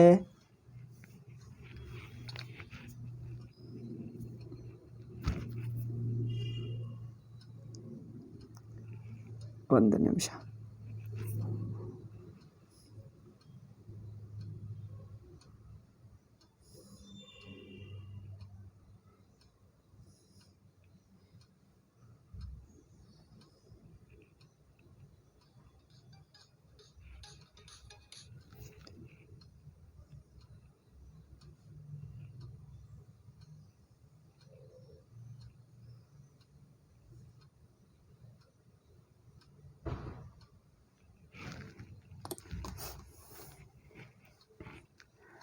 ಅಂದರೆ ಅಲ್ಲಿ ಒಂದು ಪೂರ್ವಪಕ್ಷ ಹೇಳ್ತಾನೆ, ನೀವು ಪರಮಾತ್ಮನನ್ನು ಇದು ಅಲ್ಲಿ ಒಂದು ಉಪಾಸನ ಹೇಳ್ತಾ ಇದೆ. ಎಲ್ಲಿ ಯಾವುದೇ ಒಂದು ಸೂತ್ರ ಭಾಷ್ಯದ ಮೊದಲನೇ ಅಧ್ಯಾಯ 2ನೇ ಪಾದದಲ್ಲಿ ಒಂದು ಉಪಾಸನ ಹೇಳುವಾಗ ಪೂರ್ವಪಕ್ಷ ಹೇಳ್ತಾನೆ, ಇಲ್ಲಿ ಜೀವನ ಲಕ್ಷಣಗಳು, ಜೀವನ ರೂಪ, ಜೀವನ ಗುಣ, ಜೀವನ ಲಕ್ಷಣಗಳು ಕಂಡುಬರ್ತಾ ಇವೆ. ಜೀವನ ಲಕ್ಷಣಗಳು ಕಂಡುಬರುವುದರಿಂದ ಈ ಉಪಾಸನ ಈಶ್ವರನದು ಹೇಗೆ ಆಗುತ್ತದೆ ಅಂದರೆ ನ ತದ್ಬ್ರಹ್ಮಣ ಉಪಪದ್ಯತೆ, ಅದು ಪರಮಾತ್ಮನ ಉಪಾಸನ ಆಗಲ್ಲ. ಜೀವನ ಗುಣಗಳು, ಜೀವನ ರೂಪ, ಜೀವನ ರೂಪ ಅಂದರೆ ಮನುಷ್ಯ ರೂಪ. ಇನ್ನೇನು ಮನುಷ್ಯ ರೂಪ ಅಂದರೆ ಇವನ್ ಪ್ರಾಣಿ ರೂಪ, ನಾಯಿ ಮುಂತಾದ ರೂಪಗಳು, ಹಸು, ನಾಯಿ, ಕುದುರೆ ಮುಂತಾದ ಪ್ರಾಣಿ ರೂಪ, ಮನುಷ್ಯ ರೂಪ, ಇವೆರಡು ಜೀವನ ರೂಪವೇ ಅಲ್ಲವೇ? ಜೀವನ ರೂಪ ಕಂಡು ಬರ್ತಾ ಇದೆ, ಜೀವನ ಗುಣಗಳು ಕಂಡು ಬರ್ತಾ ಇವೆ, ಜೀವನ ಲಕ್ಷಣಗಳು ಕಂಡು ಬರ್ತಾ ಇದೆ. ಆವಾಗ ಇದು ಪರಮಾತ್ಮ ಉಪಾಸನ ಹೇಗಾಗುತ್ತದೆ ಅಂದರೆ ತದಪಿ ಬ್ರಹ್ಮಣ್ಯುಪಪದ್ಯತೆ ಇತಿ ಬ್ರೂಮಃ. ಇದು ಅಂದರೆ ಜೀವಲಕ್ಷಣಗಳು ಪರಮಾತ್ಮ ಲಕ್ಷಣಗಳೆಂದೇ ಹೊಂದುತ್ತದೆ. ಇದು ಮುಖ್ಯ ಇಲ್ಲಿ ಕಲಿಯತಕ್ಕದ್ದು. ಸೂತ್ರಭಾಷ್ಯ ಅದ್ಭುತವಾದ ಶಾಸ್ತ್ರ ಅಪ್ಪ. ಬ್ರಹ್ಮಸೂತ್ರದಲ್ಲಿ ಸಮಸ್ತ ಶಾಸ್ತ್ರಗಳಿವೆ. ಇಲ್ಲಿ ನೋಡಿ, ಇದು ಸೂತ್ರಭಾಷ್ಯ ವಾಕ್ಯ. ಸಮಸ್ತ ಶಾಸ್ತ್ರಗಳ ಸೂಕ್ಷ್ಮ ತತ್ವಗಳನ್ನೆಲ್ಲ ಅದು ಸೂಕ್ಷ್ಮವಾಗಿ ಮನನ ಮಾಡಬೇಕು. ತುಂಬ ನಮ್ಮ ಹಿಂದೂ ಧರ್ಮದ ಪ್ರಶ್ನೆಗಳನ್ನೆಲ್ಲ ಉತ್ತರಗಳಿವೆ ಅಲ್ಲಿ. ಇದು ನೋಡಿ, ಇದು ಸೂತ್ರಭಾಷ್ಯ ವಾಕ್ಯವೇ. ಅಂದರೆ ಜೀವನ ಲಕ್ಷಣಗಳು ಪರಮಾತ್ಮನ ಲಕ್ಷಣಗಳೆಂದು ಇಟ್ಕೊಳ್ಳಬಹುದು. ಅಂದರೆ ಜೀವನ ರೂಪ ಶರೀರ, ಮನುಷ್ಯ ರೂಪವನ್ನು ಪರಮಾತ್ಮನ ರೂಪ ಎಂದು ಆರಾಧಿಸಬಹುದು. ಮನುಷ್ಯನ ಗುಣಗಳನ್ನು ಪರಮಾತ್ಮ ಗುಣಗಳೆಂದು ಆರಾಧಿಸಬಹುದು. ಮನುಷ್ಯನ ಯೋಚನೆಗಳು, ಮನುಷ್ಯನ ಕೆಲಸಗಳು ಪರಮಾತ್ಮನ ಕೆಲಸಗಳು, ಪರಮಾತ್ಮನ ಯೋಚನೆಗಳೆಂದು ಒಬ್ಬರು ಹೇಳ್ತಾರೆ. ನಿಮಗೆ ಒಳ್ಳೆಯದಾಗಲಿ, ಶುಭವಾಗತ್ತು ಆಶೀರ್ವಾದ ಮಾಡ್ತಾರೆ. ಇದು ಮನುಷ್ಯನು ಕೊಟ್ಟಿರುವ ಆಶೀರ್ವಾದವೋ ಅದು ಈಶ್ವರಂದೇ ಎಂದು ಭಾವಿಸಬೇಕು. ಈಶ್ವರಂದೇ. ಏಕೆ? ಈಶ್ವರ ಸರ್ವವ್ಯಾಪಕ. ಈಶ್ವರನು ಸರ್ವವ್ಯಾಪಕ ವಿಶ್ವರೂಪ ಆಗುವುದರಿಂದ ಈಶ್ವರ ವಿಶ್ವರೂಪ ಅಂದರೆ 2 ಬಗೆ ನೋಡಬಹುದು. ವಿಶ್ವರೂಪ ಅಂದರೆ ಎಲ್ಲರನ್ನು ಒಟ್ಟು ಸೇರಿಸಿದಾಗ ವಿಶ್ವರೂಪ ನಿಜ. ಮತ್ತು ಒಂದೊಂದು ಮನುಷ್ಯನನ್ನು ಒಬ್ಬೊಬ್ಬ ಮನುಷ್ಯನನ್ನು ಬಿಡಿಯಾಗಿ ತಗೊಂಡರೂ ಅವನು ಪರಮಾತ್ಮನ ಅವತಾರವೇ. ಇದು ವಿಶ್ವರೂಪ ಎಂಬುದು 2 ಬಗೆ ನೋಡ್ತೀವಿ. ಒಂದು, ಎಲ್ಲರನ್ನು ಸೇರಿಸಿದಾಗ ಬ್ರಹ್ಮಾಂಡವನ್ನೆಲ್ಲ ನೋಡಬಹುದು. ಅಥವಾ ಒಬ್ಬೊಬ್ಬ ಮನುಷ್ಯನು ಆ ವಿಶ್ವರೂಪನೇ. ಏಕೆಂದರೆ ವಿಶ್ವರೂಪದ ಅವಯವಗಳು ವಿಶ್ವರೂಪನೇ. ನನ್ನ ಕೈಕಾಲುಗಳು ನಾನೇ, ನನ್ನ ಒಂದೊಂದು ಕೈ ಕಾಲು ನಾನೇ ಆಗ್ತೀನ ಅಲ್ಲವಾ? ಒಂದು ಕೈ ಮುಟ್ಟಿದ್ದರೆ ನನ್ನನ್ನು ಮುಟ್ಟಿದ್ದೆ ಹೇಳ್ತಾನೆ, ಅಲ್ಲ ನೀವು ಕೈ ಮುಟ್ಟಿದ್ದೀವಿ ನನ್ನನ್ನು ಮುಟ್ಟಲಿಲ್ಲ ಎಂದು ಹೇಳ್ತೀವಿ. ಹಾಗೇನು ಹೇಳಲ್ಲ. ಕೈ ಮುಟ್ಟಿದ್ದರೆ ನನ್ನನ್ನು ಮುಟ್ಟಿದಂತೆಯೇ ಆಗುತ್ತದೆ. ಏಕೆ? ಇದು ಕೈ ಎಂಬುದು ನನ್ನ ಒಂದು ಅವಯವವಾಗಿದ್ದರೂ ಒಟ್ಟು ನಾನೇ ಆಗ್ತೀನಿ. ಅದು ನೋಡಿ, ಒಟ್ಟು ನಾನೇ ಆಗ್ತೀನಿ, ಅದು ಆಗುತ್ತದೆ. ಹಾಗೆ ವಿಶ್ವರೂಪವನ್ನು 2 ಬಗೆ, ಬ್ರಹ್ಮಾಂಡ ರೂಪವಾಗಿ ಎಲ್ಲವನ್ನು ಸೇರಿಸಿ ನೋಡಬಹುದು, ಒಂದೊಂದು ರೂಪವನ್ನು ನೋಡಬಹುದು. ಅದರಲ್ಲಿ ಮನುಷ್ಯ ರೂಪ, ಪ್ರಾಣಿ ರೂಪ, ವೃಕ್ಷ ರೂಪ. ನಾವು ಮರಗಿಡಗಳನ್ನು ಪೂಜಿಸ್ತೇವೆ, ಪ್ರಾಣಿಗಳನ್ನು ಪೂಜಿಸ್ತೇವೆ, ಮನುಷ್ಯರನ್ನು ಪೂಜಿಸ್ತೇವೆ. ಇದು ಪರಮಾತ್ಮ ಎಂದು ಭಾವಿಸ್ತೇವೆ ಅಲ್ಲವೇ? ಅಂದರೆ ಪರಮಾತ್ಮ ಇವುಗಳಲ್ಲಿಯೂ ಪೂರ್ಣವಾಗಿ ನಿಂತಿದ್ದಾನೆ. ಅದು ನೋಡಿ, ಆದ್ದರಿಂದ ಬ್ರಹ್ಮಣ್ಯುಪಪದ್ಯತೆ, ಈ ಮನುಷ್ಯ ಲಕ್ಷಣವು ಪರಮಾತ್ಮನಲ್ಲಿ ಹೊಂದುತ್ತದೆ. ಇದು ಬ್ರಹ್ಮಸೂತ್ರ ಭಾಷ್ಯ ನೋಡಿ. ಬ್ರಹ್ಮಸೂತ್ರ ಓದುವಾಗ ಏನೇನೋ ಓದಿಬಿಡ್ತಾರೆ. ಈ ಸೂಕ್ಷ್ಮ ವಿಷಯಗಳು ಗಮನಿಸಲ್ಲ ಜನರು. ಸೂತ್ರ ಭಾಷ್ಯ, ಪ್ರಸ್ಥಾನತ್ರಯ ಭಾಷೆ ಸುಮ್ಮನೆ ಏನೇನೋ ಬೇಗ ಹಾಗೆ ಓದಿಬಿಡತಕ್ಕದ್ದಲ್ಲ. ಒಂದೊಂದು ವಾಕ್ಯ ನೋಡು, ಎಷ್ಟು ತತ್ವಗಳು ಅದ್ಭುತವಾಗಿ ಹೇಳ್ತಾ ಇದ್ದಾರೆ. ಸೊ ಜೀವಲಿಂಗಂ ಬ್ರಹ್ಮಣ್ಯಪ್ಯುಪಪದ್ಯತೆ ಅಂದರೆ ಜೀವನ ಲಕ್ಷಣ ಜೀವತ್ವವನ್ನೇ ತೋರಿಸ್ತದಲ್ಲ? ಅಲ್ಲ. ಅದು ಪೂರ್ವಪಕ್ಷ ಹೇಳ್ತಾನೆ. ಸಿದ್ಧಾಂತಿ ಹೇಳ್ತಾರೆ, ಜೀವನ ಲಕ್ಷಣ ಅಂದರೆ ಜೀವನ ರೂಪ, ಜೀವನ ಗುಣ, ಜೀವನ ಕೆಲಸ, ಜೀವನ ಶಕ್ತಿ, ಜೀವನ ಯಾವುದೇ ಆಗಲಿ ಜೀವಕ್ಕೆ ಸಂಬಂಧಪಟ್ಟಿರುವ, ಜೀವ ಅಂದರೆ ಮನುಷ್ಯ ಆಗಬಹುದು, ಪ್ರಾಣಿ ಆಗಬಹುದು ಅಲ್ಲವೇ? ಜೀವನಿಗೆ ಸಂಬಂಧಪಟ್ಟ ಯಾವ ಗುಣನೇ ಆಗಲಿ, ರೂಪ ಆಗಲಿ, ಗುಣವಾಗಲಿ, ಶಕ್ತಿ ಆಗಲಿ, ಅದು ಪರಮಾತ್ಮನದೇ ಆಗುತ್ತದೆ. ಅದು ಅಂದರೆ ಚಿನ್ನದ ಆಭರಣ ಮಾಡಿದ್ದರೆ ಅದು ಚಿನ್ನನೇ ಆಗುತ್ತದೋ? ಅಲ್ಲ, ಅದು ಆಭರಣ ಆಯಿತಲ್ಲ, ಅದು ಚಿನ್ನ ಅಲ್ಲ ಎಂದು ಹೇಳ್ತೀರೋ? ಚಿನ್ನದ ಆಭರಣ, ಚಿನ್ನದ ಉಂಗುರ ಮಾಡಿದ್ದರೆ ಚಿನ್ನನೇ ಆಗುತ್ತದ ಅಲ್ಲವ? ಇದಿಗೋ ಚಿನ್ನ ಬೇಕಾ, ಕೊಡ್ತೀನಿ ತಗೋ ಅಂದವರು ಉಂಗುರ ಕೊಟ್ಟ, ನೀವೇನು ಹೇಳ್ತೀವಿ, ನೀವು ಉಂಗುರ ಕೊಡ್ತಾ ಇದ್ದೀವಿ, ಚಿನ್ನ ಕೊಡ್ತಾ ಇಲ್ಲ ಎಂದು ಹೇಳ್ತೀರಾ? ಉಂಗುರ ಚಿನ್ನಕ್ಕಿಂತ ಕೆಳಮಟ್ಟದ್ದು, ಹಾಗೆ ಹೇಳ್ತೀರಾ? ಉಂಗುರ ಅಂದರೆ ಚಿನ್ನವೇ ಅಲ್ಲವಾ? ಹಾಗೆ ಸರಪಳಿ, ಚೈನ್ ಕೊಟ್ಟರೆ ಏನಾಗ್ತದೆ? ಚಿನ್ನನೇ. ಅಥವಾ ಇದೇನು ಬಳೆ, ಬಳೆ ಅಂದರೆ ಇದು ಬ್ಯಾಂಗಲ್, ಬಳೆ ಕೊಟ್ಟರೆ ಅದು ಚಿನ್ನನೇ ಆಗುತ್ತದೆ. ಚಿನ್ನದ ಬಳೆ ಚಿನ್ನನೇ ಆಗುತ್ತದೆ. ಹಾಗೆ ಚಿನ್ನದ ಪರಮಾತ್ಮನ ರೂಪಗಳೇ ಇವೆಲ್ಲ. ಮನುಷ್ಯರು, ಪಶುಪಕ್ಷಾದರು, ಪಕ್ಷಿ ಆಗಲಿ, ಪ್ರಾಣಿಯಾಗಲಿ, ಮನುಷ್ಯರಾಗಲಿ, ಇವೆಲ್ಲ ರೂಪಗಳು, ಇವರ ಗುಣಗಳು ಅದಕ್ಕೋಸ್ಕರ ಮನುಷ್ಯರೆಲ್ಲ ಓಡಾಡ್ತಾ ಇದ್ದರೆ, ನಡೆಯುತ್ತಾ ಇದ್ದರೆ, ಮನುಷ್ಯರನ್ನು ನೋಡಿ ಏನು ತಿಳ್ಕೊಳ್ಳಬೇಕು? ಮನುಷ್ಯರು ನಡೆಯುತ್ತಾ ಇದ್ದಾರೆ ಅಷ್ಟೇ ನೋಡ್ತೀರಾ? ಮನುಷ್ಯರು, ಮನುಷ್ಯರ ರೂಪ, ಮನುಷ್ಯರ ನಡತೆ, ಮನುಷ್ಯರ ಮಾತಿನಲ್ಲಿ ಪರಮಾತ್ಮನ ಅವತರಣನೇ ಇದೆ. ಪರಮಾತ್ಮನೇ ಈ ಮನುಷ್ಯ ರೂಪ ಧರಿಸಿ ನಡೆಯುತ್ತಾನೆ, ಮನುಷ್ಯರಾಗಿ ಕೆಲಸ ಮಾಡ್ತಾನೆ, ಮನುಷ್ಯರ ಹಾಗೆ ನೋಡ್ತಾನೆ ಅಲ್ಲವೇ? ಮನುಷ್ಯ ರೂಪ, ಪ್ರಾಣಿ ರೂಪದಲ್ಲಿ ಎರಡು ಬಗೆ ನೋಡಬಹುದು. ಮನುಷ್ಯನನ್ನು ನೋಡಿ ಮನುಷ್ಯನೇ ಎಂದು ತಿಳ್ಕೊಂಡು ಅಲ್ಲೇ ನಿಂತಿರಬಹುದು, ಅಥವಾ ಮನುಷ್ಯ ರೂಪದಲ್ಲಿ ಪರಮಾತ್ಮ ಅದು ನೋಡಬಹುದು. ಅಂದರೆ ಸ್ವಲ್ಪ ಸೂಕ್ಷ್ಮ ದೃಷ್ಟಿ ಇದ್ದರೆ, ಶಾಸ್ತ್ರ ದೃಷ್ಟಿ ಇದ್ದರೆ, ಸೂಕ್ಷ್ಮ ದೃಷ್ಟಿ, ಶ್ರದ್ಧಾಭಕ್ತಿ ಇದ್ದರೆ, ಯಾರನ್ನು ಸಾಮಾನ್ಯ ಮನುಷ್ಯ ಎಂದು ನೋಡ್ತಾ ಇದ್ದೀವೋ ಅವರನ್ನು ಸಾಮಾನ್ಯ ಎಂದು ನೋಡಬೇಡ. ಆ ಸಾಮಾನ್ಯ ಮನುಷ್ಯ ರೂಪವಾಗಿ ಪರಮಾತ್ಮನೇ ಇದ್ದಾನೆ. ಇದು ಈ 4ನೆಯ ಭಾಷ್ಯವಾಕ್ಯದಲ್ಲಿ ಹೇಳಿದ್ದ ವಿಶೇಷ.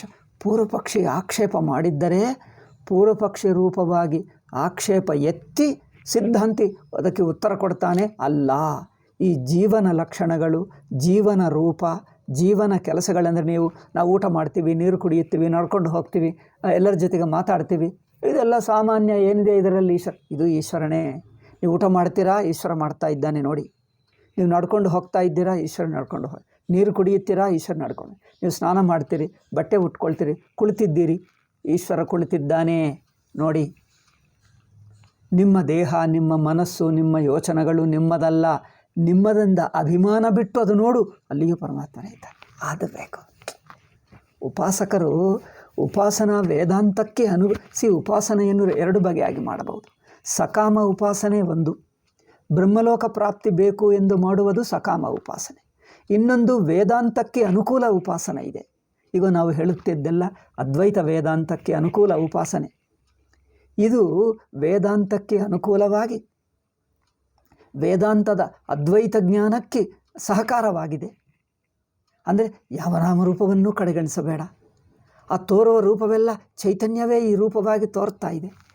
ಅದರಿಂದ ಯಾವ ಸಣ್ಣ ಪುಟ್ಟ ವಸ್ತು, ಮನುಷ್ಯರು, ನೀವು ನಾವು ಯಾರೂ ಸಾಮಾನ್ಯರಲ್ಲ, ಎಲ್ಲವೂ ಬ್ರಹ್ಮವೇ. ನಿಮ್ಮ ಸುತ್ತೂ ಇರುವ ಮನುಷ್ಯರು, ನೆಂಟರು, ಬಂಧುಗಳು, ಮಕ್ಕಳು, ಯಾರನ್ನು ಕಡೆಗಣಿಸಬೇಡಿ. ಎಲ್ಲರೂ ಪರಮಾತ್ಮನೇ ಆ ರೂಪವಾಗಿದ್ದ. ಇನ್ನೊಬ್ಬರನ್ನೇ ಅಲ್ಲ, ನಿಮ್ಮನ್ನೂ ಕಡೆಗಣಿಸಬೇಡಿ. ನಿಮ್ಮ ದೇಹ, ನಿಮ್ಮ ಇಂದ್ರಿಯ, ನಿಮ್ಮ ಯೋಚನೆ ಅದು ಪರಮಾತ್ಮೆ, ನೀನಲ್ಲ. ನಿಮ್ಮ ಯೋಚನೆ ನಿಮ್ಮದಲ್ಲ, ನಿಮ್ಮ ಬುದ್ಧಿ ನಿಮ್ಮದಲ್ಲ, ನಿಮ್ಮ ದೇಹ ನಿಮ್ಮದಲ್ಲ, ನಿಮ್ಮ ನಾಲಿಗೆ ನಿಮ್ಮದಲ್ಲ, ನಿಮ್ಮ ಮಾತು ನಿಮ್ಮದಲ್ಲ, ಅದು ಪರಮಾತ್ಮೆ. ಹಬ್ಬ, ಎಷ್ಟು ಚೆನ್ನಾಗಿದೆ ನೋಡಿ, ಎಷ್ಟು ಚೆನ್ನಾಗಿದೆ ನೋಡಿ. ಅಂದರೆ ಇದೆಲ್ಲವೂ ಪರಮಾತ್ಮಯವೇ. ಬ್ರಹ್ಮಣ್ಯೋಪಪದ್ಯತೆ ನೋಡಿ, ಸೂತ್ರ ಭಾಷ್ಯ ನೇರಾಗಿ ಹೇಳ್ತಾ ಇದೆ. ನಾನೇನು ಹೇಳಿದೆ, ಶಂಕರಾಚಾರ್ಯ ಹೇಳಿದರು ಸೂತ್ರ ಭಾಷ್ಯ. ಬ್ರಹ್ಮಸೂತ್ರ ಭಾಷ್ಯದಲ್ಲಿ ಜೀವಲಿಂಗಂ ಬ್ರಹ್ಮಣ್ಯಪ್ಯುಪಪದ್ಯತೆ. ಜೀವನ ಲಕ್ಷಣಗಳು, ಲಿಂಗಂ ಅಂದರೆ ಲಕ್ಷಣ, ಜೀವಲಕ್ಷಣ. ಜೀವಲಕ್ಷಣ ಅಂದರೆ ಏನು? ಜೀವನ ರೂಪ, ಜೀವನ ಕ್ರಿಯೆ, ಜೀವನ ಉಸುರು. ಉಸುರು ನೋಡಿ, ನಿಮ್ಮ ಉಸುರು ನೋಡಿ, ಆ ಉಸುರು ಏನಿದೆ ಅನಿಸುತ್ತೆ. ಉಸುರು ನಿಮ್ಮದಲ್ಲ ನೋಡಿ. ನೀವು ಉಸಿರು ಗಮನಿಸ್ತಾ ಇದ್ದರೆ ವಾಯುದೇವತಾ ನೋಡಬಹುದು. ಇನ್ನೂ ಒಳಹೊಕ್ಕು ನೋಡಿದ್ದರೆ ನಿಮ್ಮಲ್ಲಿ, ನಮ್ಮಲ್ಲಿ, ಎಲ್ಲರಲ್ಲಿರುವ ಉಸುವೆಲ್ಲ ಪರಮಾತ್ಮನೇ. ಪ್ರಾಣದೇವತಾ. ಉಸುರಂದರೆ ಯಾರು? ಪ್ರಾಣದೇವತಾ. ಪ್ರಾಣ ಅಂದರೆ ಯಾರು? ಹಿರಣ್ಯಗರ್ಭ. ಸರ್ವವ್ಯಾಪಕನಾದ ಸಗುಣ ಬ್ರಹ್ಮನೇ, ಸಗುಣ ಬ್ರಹ್ಮವೇ ಅಲ್ಲಿದ್ದಾನೆ. ಹೀಗೆ ಜೀವನ ಕೆಲಸಗಳು, ಜೀವನ ರೂಪ, ಜೀವನ ಮಾತುಗಳು. ಜನರು ಹೇಳ್ತಾರೆ, ನಾವೆಲ್ಲ ವ್ಯವಹಾರದಲ್ಲಿದ್ದೇವೆ ಸ್ವಾಮೀಜಿ, ಎಲ್ಲೆಯೂ ಪರಮಾತ್ಮ ಎನ್ನುವುದು. ಸನ್ಯಾಸ ಮಾಡಿದ್ದರೆ ಅಭ್ಯಾಸ ಆಗುತ್ತದೆ. ಇಲ್ಲಿ ವ್ಯವಹಾರದಲ್ಲಿ ಹೇಗಾಗ್ತದೆ? ಮನುಷ್ಯರಿರುತ್ತಾರೆ, ಕೆಲಸಗಳಿರುತ್ತವೆ, ವ್ಯಾಪಾರಗಳಿರುತ್ತವೆ, ಉದ್ಯೋಗಗಳಿರುತ್ತವೆ, ಇನ್ನೊಬ್ಬರ ಜೊತೆಗೆ ಮಾತಾಡ್ತೀವಿ. ಇಲ್ಲಿ ಪರಮಾತ್ಮ ಹೇಗೆ ಆಗುತ್ತದೆ? ಅಲ್ಲಿಯೂ ಪರಮಾತ್ಮ ಆಗುತ್ತದೆ. ನೋಡುವ ದೃಷ್ಟಿ ಬೇಕು.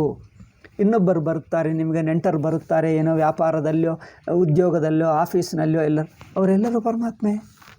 ಕಡೆಗಣಿಸುವುದೇಕೆ? ಅವರು, ಅವರ ಶರೀರ, ಅವರ ಇಂದ್ರಿಯ, ಅವರ ಮಾತುಗಳು, ಅವರ ಕೆಲಸಗಳು, ಅವರ ನಡತೆಗಳು ಎಲ್ಲವೂ ಪರಮಾತ್ಮಯವಾಗೇ ನೋಡು. ಏಕೆ ಉಪರಿಗೋ ಬ್ರಹ್ಮಸೂತ್ರ ಹೇಳ್ತಾನೆ, ನೀವು ಹೇಳಲ್ಲ 1ನೇ ಪಾದ 1ನೇ ಅಧ್ಯಾಯ 2ನೇ ಪಾದ 2ನೇ ಸೂತ್ರ. ಇದು ಹೇಳಲ್ಲ ಯಾವ ಸೂತ್ರ ಬೇಕಂದರೆ ಇದು ಇಲ್ಲಿದೆ, ವೇದಾಂತ ಪರಿಭಾಷಾ ಪುಸ್ತಕದಲ್ಲೇ ಇದೆ. 65 ಪೇಜಿ ನೋಡ್ತೀನಿ, ಹೇಳ್ತೀನಿ ನೋಡಿ. 65 ಪೇಜಿನಲ್ಲಿ ಅಂದರೆ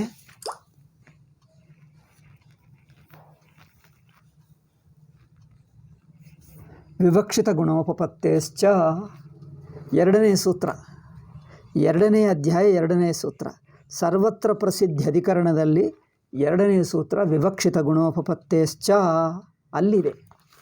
ಅವರು ಹೇಳ್ತಾರೆ, ಅಯ್ಯೋ ಇದು ಜೀವನ ಗುಣಗಳು ಹೇಳಿದ್ದಾರಲ್ಲ, ಇದು ಪರಮಾತ್ಮನ ಉಪಾಸನೆ ಹೇಗಾಗುತ್ತದೆ? ಪ್ರಶ್ನೆ ನೋಡಿ. ಜೀವನ ಗುಣಗಳು ಹೇಳಿದ್ದಾರೆ, ಅದು ಪರಮಾತ್ಮನ ಉಪಾಸನೆ ಹೇಗಾಗುತ್ತದೆ? ಆಗುತ್ತದೆ.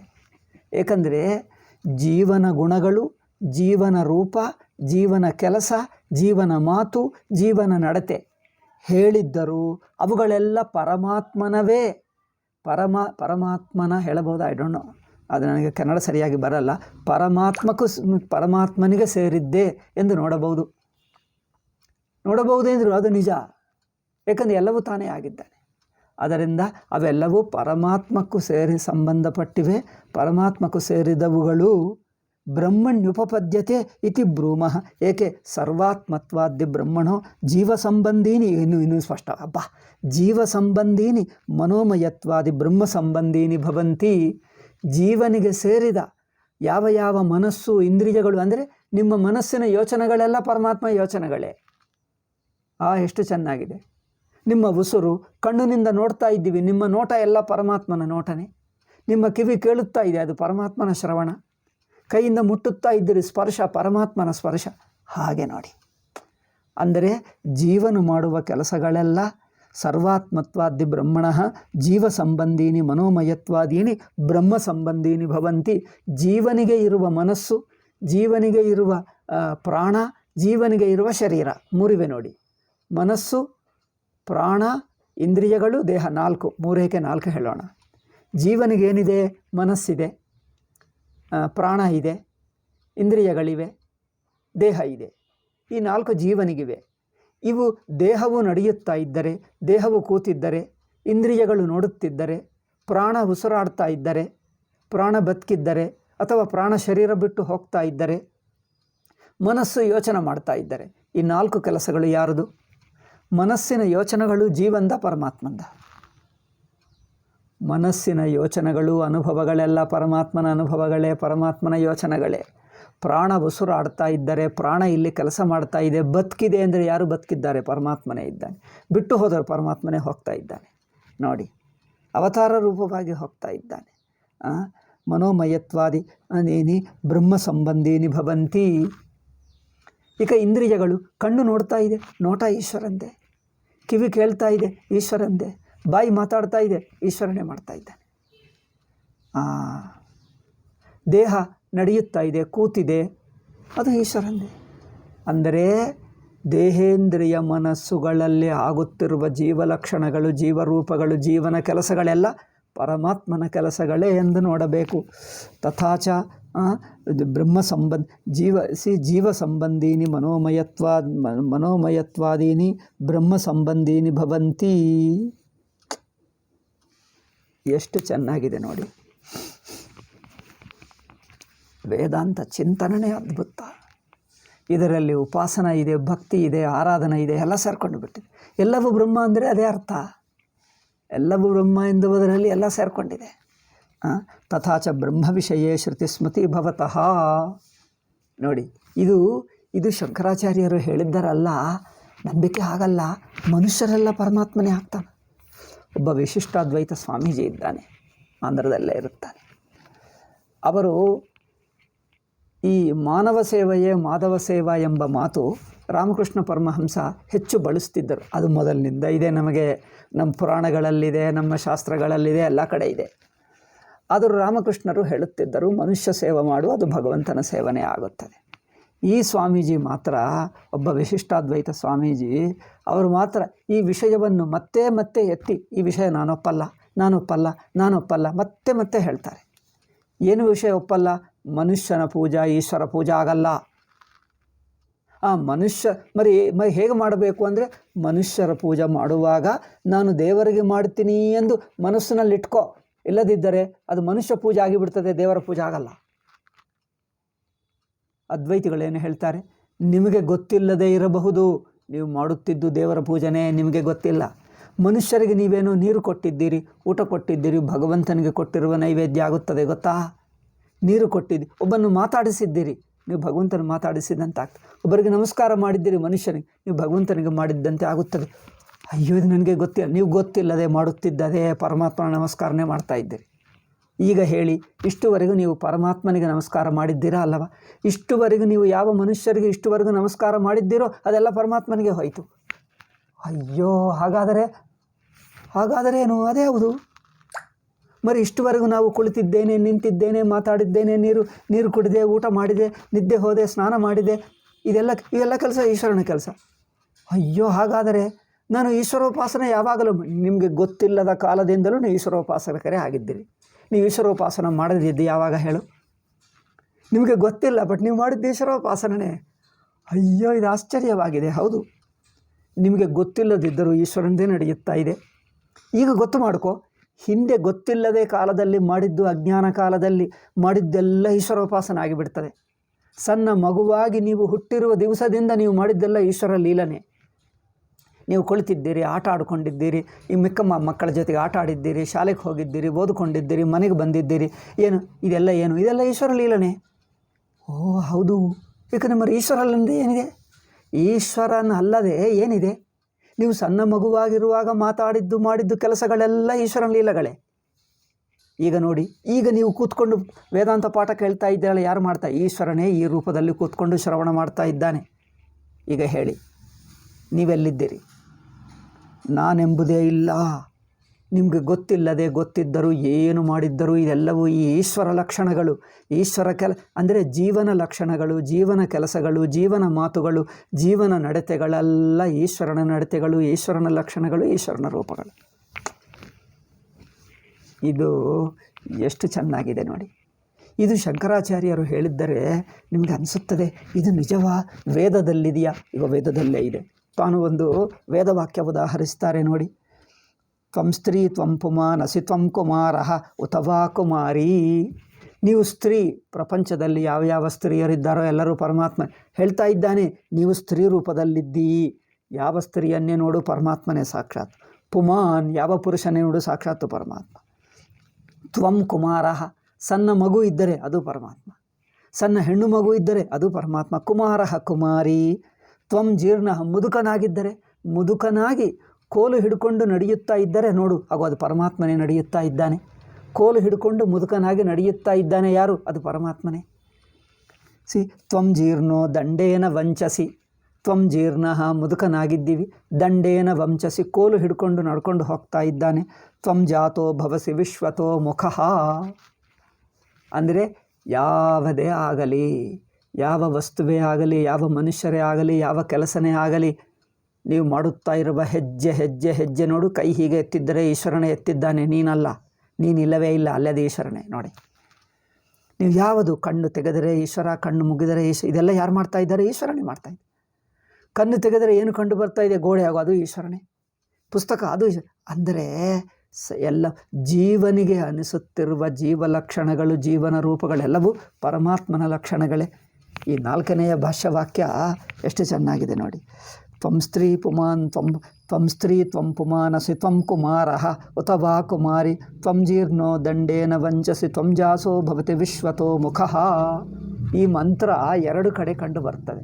ಶ್ವೇತಾಸ್ತರ ಉಪನಿಷತ್ತಿನಲ್ಲಿದೆ ಮತ್ತು ಋಗ್ವೇದದಲ್ಲಿಯೂ ಇದೆ. ಋಗ್ವೇದ ಮಂತ್ರಗಳಲ್ಲಿದೆ ಗೊತ್ತಾ? ಕರ್ಮಕಾಂಡ ವೇದ ಮಂತ್ರಗಳಲ್ಲಿಯೂ ಇದೇ ಮಂತ್ರ ಇದೆ. ಮತ್ತು ಶ್ವೇತಾಸ್ತರ ಉಪನಿಷತ್ತಿನಲ್ಲಿದೆ. ಅಂದರೆ ಸಕಲ ಮನುಷ್ಯರನ್ನು ಪರಮಾತ್ಮ ಎಂದು ಹೇಳುವುದು ಉಪನಿಷತ್ತುಗಳಲ್ಲಿ ಅಲ್ಲ, ಕರ್ಮಕಾಂಡ ಮಂತ್ರಗಳಲ್ಲಿ ಅದೇ ಅದ್ವೈತ ಇದೆ. ಈ ಮಂತ್ರ ಕರ್ಮಕಾಂಡದಲ್ಲಿದೆ, ಅಲ್ಲಿಯೂ ಅದೇ ಮಂತ್ರ, ಅದೇ ಅರ್ಥ. ಅಂದರೆ ಮನುಷ್ಯರನ್ನು ನೀವು ಯಾರನ್ನು ಮನೆಗೆ ಬಂದರೆ ನೋಡ್ತಾ ಇದ್ದರೆ, ಮನೆಯಲ್ಲಿರುವ ಜನರನ್ನು ನೋಡ್ತಾ ಇದ್ದರೆ, ಮಾತಾಡ್ತಾ ಇದ್ದರೆ, ಓ ನಾವು ಸಂಸಾರಿಗಳು ಸ್ವಾಮೀಜಿ, ಮನುಷ್ಯರ ಜೊತೆಗೆ ಇರ್ತೀವಿ. ಮನುಷ್ಯರ ಜೊತೆಗೆ ಎಲ್ಲಿದ್ದೀವಿ ಹೇಳು? ಯಾವ ಮನುಷ್ಯರು ಎಲ್ಲಿದ್ದಾರೆ ತೋರಿಸು. ಪರಮಾತ್ಮನಲ್ಲದ ಒಬ್ಬ ಮನುಷ್ಯನನ್ನು ತೋರಿಸು. ಮತ್ತು ಮರಿ ಮನುಷ್ಯರು ಸಂಸಾರ ಎಲ್ಲಿದೆ? ನಿಮ್ಮ ಮನೆ ಸಂಸಾರಣ, ಗೋಡೆ ಸಂಸಾರಣ, ಫ್ಯಾನ್ ಸಂಸಾರಣ, ಟ್ಯೂಬ್ಲೈಟ್ ಸಂಸಾರಣ, ಕುರ್ಚಿ ಸಂಸಾರಣ, ಯಾವುದು ಸಂಸಾರ? ಮರದೆಲ್ಲ ಪರಮಾತ್ಮ. ನಿಮ್ಮ ಸಂಸಾರ ಎಲ್ಲಿದೆ? ಅಯ್ಯೋ ನಾವು ಲೌಕಿಕರು, ನಾವು ಸಂಸಾರಿಗಳು, ಸಂಸಾರ ಎಲ್ಲಿದೆ ನಿಮಗೆ? ಅದು ಪರಮಾತ್ಮೆ. ಆದ್ದರಿಂದ ಲೌಕಿಕ ಎಂಬುದು ಮಾತುಕ ಅರ್ಥ ಇಲ್ಲದೆ ಅಜ್ಞಾನಿಗೋಸ್ಕರ ಏನೋ ಅದು ಪ್ರಕ್ರಿಯೆಗೋಸ್ಕರ ಹೇಳಿದ್ದೇವೆ. ಒಳಗೆ ಒಳಹೊಕ್ಕು ಯೋಚನೆ ಮಾಡ್ತಾ ಇದ್ದರೆ ಸಂಸಾರಿಗಳು ಯಾರೂ ಇಲ್ಲ. ಎಲ್ಲ ಕೆಲಸಗಳು ಈಶ್ವರನ ಲೀಲೆಗಳೇ ನಡೆಯುತ್ತಾ ಇದೆ. ಆಯಿತಾ? ಆದ್ದರಿಂದ ಈ ಉಪಾಸನ ವೇದಾಂತಕ್ಕೆ ಅನುಕೂಲವಾಗಿದೆ. ಇದು ನಿಷ್ಕಾಮವಾಗಿ ಮಾಡು.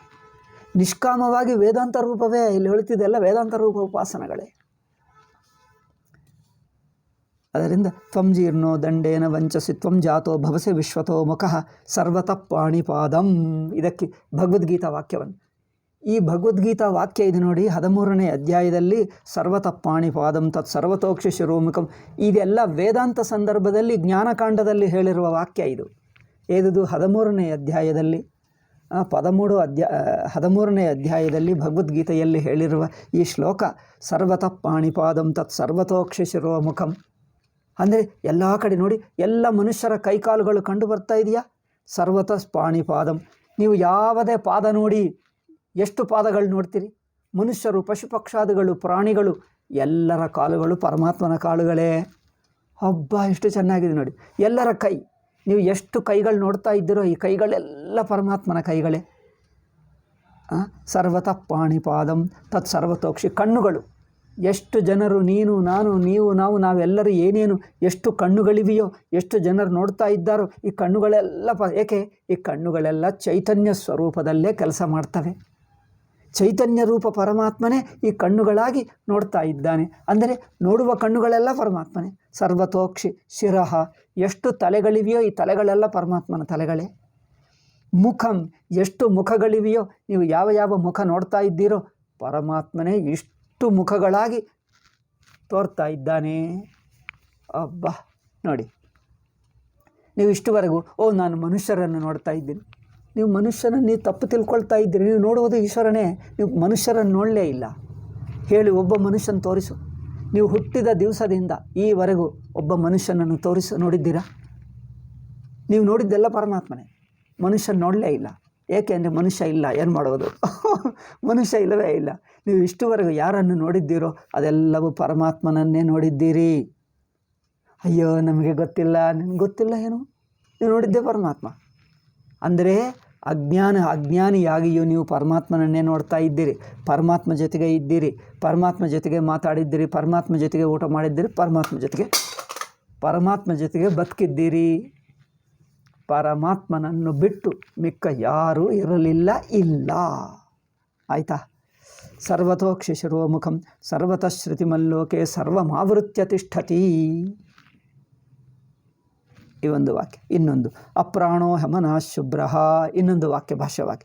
ಇತಿ ಶ್ರುತಿ ಇದು ಸಗುಣ ಬ್ರಹ್ಮವನ್ನು, ಅಂದರೆ ಎಲ್ಲ ಜಗತ್ತನ್ನು ಸೇರಿಸಿ ಹೇಳ್ತಾ ಇದೆ. ಈಗ ನಿರ್ಗುಣ ಬ್ರಹ್ಮ ಹೇಳಬೇಕಾದರೆ ಅಪ್ರಾಣೋ ಹಮನಃ ಶುಭ್ರಃ, ಯಾವ ದೇಹ ಇಂದ್ರಿಯ ಮನಸ್ಸು ತನಗಿಲ್ಲ, ಚೈತನ್ಯ ಮಾತ್ರವಾಗಿದ್ದಾನೆ. ಶುದ್ಧ ಬ್ರಹ್ಮ ವಿಷಯ ಇಯಂತು ಮನೋಮಯ ಪ್ರಾಣ ಶರೀರ ಇತಿ ಸಗುಣ ಬ್ರಹ್ಮ ವಿಷಯ ಇತಿ ವಿಶೇಷ. ಅದೇ ಪರಮಾತ್ಮನನ್ನು ಸಗುಣ ರೂಪವಾಗಿ ನೋಡಿದೆ. ಈ ವಿಶೇಷ ಗುಣ ಬಿಟ್ಟರೆ ಚೈತನ್ಯ ಮಾತ್ರವಾಗಿದ್ದಾನೆ ಎಂದು ಅವನೇ. ಹೀಗೆ ಎರಡೂ ತಾನೇ. ಇನ್ನು 2 ಕೊಟೇಶನ್ಸ್ ಇವೆ. ಇವತ್ತು ಟೈಮ್ ಆಯಿತು, ನಾಳೆ ಹೇಳೋಣ. ಇಲ್ಲೇನೋ ಒಂದು ಬಿದ್ದಿದೆ, ಅದು ನೋಡ್ತೀರಿ. ಏನೋ ಬಿದ್ದಿದೆ. ಓಕೆ. ಸೊ ಇನ್ನೊಂದು 5ನೇ ವಾಕ್ಯ ಇದೆ. ಇದು ಇವತ್ತಾಗಲ್ಲ, ದೊಡ್ಡದಿದೆ. ಮುಂದಿನ ಪಾಠ ಹೇಳೋಣ. ಏವಂ ಮಿಥ್ಯಾಭಿಮಾನೇ ಕ್ಷಣವತಾಂ ತದ್ದಿಖಿಲ ವೇಷಾಂ ಮಿಥ್ಯೇ ಕ್ಷಣಂ ವಿಜಜ್ಞೋ ವಿಜ್ಞಾತವದ್ ಬ್ರಹ್ಮ ಸರ್ವೇ ಕ್ಷತ್ರಿಹಿ ತತ್ ಸರ್ವಭೂತ ಕರಣಪ್ರಯೋಕ್ತೃತ್ವಾತ್. ಇದು ಚೆನ್ನಾಗಿದೆ. ಇದೇ ಇವಿಷ್ಟೊತ್ತು ಹೇಳಿದ್ದನ್ನೇ ಸರ್ವನಾಮರೂಪಗಳನ್ನು ಬ್ರಹ್ಮಮಯವಾಗಿ ನೋಡುವುದು, ಅದು ಹೇಳ್ತಾ ಇದ್ದಾರೆ. ಅದು ಮುಂದಿನ ವಾಕ್ಯ ಹೇಳೋಣ, ನಾಳೆ ಹೇಳೋಣ. ಓಂ ಶಾಂತಿ. ನಾಳೆ ಅಂದರೆ ನಾಡಿದ್ದು, ಯಾವ ಮುಂದಿನ ಪಾಠ ಯಾವಾಗಾದರೆ ಯಾವಾಗ. ಓಂ ಶಾಂತಿ ಶಾಂತಿ ಶಾಂತಿ. ಹರಿ ಓಂ ಶ್ರೀ ಗುರುಭ್ಯೋ ನಮಃ. ಹರಿ ಓಂ ತತ್ಸತ್. 11:53. ಓಕೆ.